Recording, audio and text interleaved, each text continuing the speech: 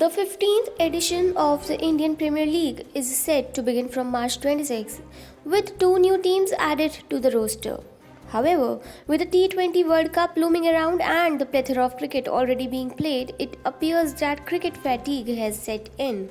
And unless IPL pulls a Mickey out of the hat, the viewers' interest will continue to dip, even though the race for IPL media rights may suggest otherwise. So here is the big question.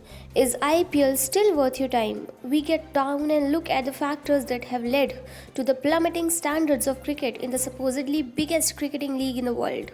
Hi and welcome to TFI English, the national socio-political analysis arm of the TFI Media Group. I'm your host Tanya. And before we begin the video, let's ask ourselves this question. Is IPL really worth watching? Let's begin. Last year, the thirst for IPL was at an all-time low. It didn't help the matters that the tournament was bisected into two parts and held at different locales. While the Indian leg was devoid of any crowd, which significantly reduced the traction, the placid, benign and artificial atmosphere of UAE was the final straw for snuffing out any interest. One of the main reasons for IPL's flaccidity in recent times is the constantly changing teams. Since the inception of the tournament, 3 teams have become defunct and 2 have served 2-year-long suspensions. Of the remaining sides, only Kolkata Knight Riders, Mumbai Indians, Royal Challengers Bangalore, Kings 11 Punjab and Delhi Capitals have managed to survive all 14 seasons unscathed. However, Delhi Capitals, formerly known as Delhi Daredevils, has already undergone a complete rebranding and has little to no connection to its former self. Similarly, the local and regional identity of the audience is not reflected clearly in the teams. Example, the name Royal Challengers Bangalore has nothing to do with Bangalore. Apart from the East Sala Cup Namde chant, there is little connection of the franchisee to the folks of Bangalore.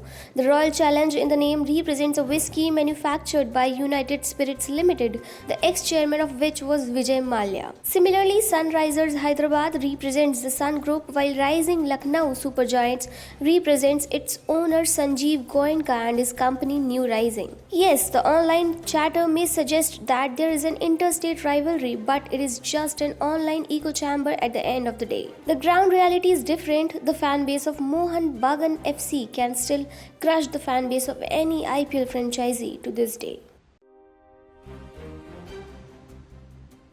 Moreover, IPL can truly call itself a global league when international fans are involved. However, BCCI, akin to its stance on involving associate nations in international cricket, has done little to nothing to get cricketers from across the board to play the big league. Moreover, the international audience cannot pledge their loyalty to a single franchisee due to the aforementioned issue of watching completely new faces donning the franchisee jersey every couple of years.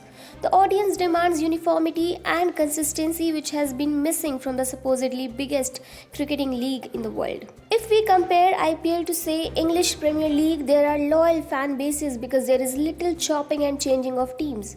The players tend to remain at a team for long periods and build their value. However, the auction model of buying players means that the franchisees have to overhaul their core every few years. Earlier this year, the mega auction took place and the teams have been injected with new faces that will take time for the audience to get warmed up to. Australia's Big Bash League at one point was dubbed as the antidote of IPL. However, the league shot itself in the foot by chasing greed.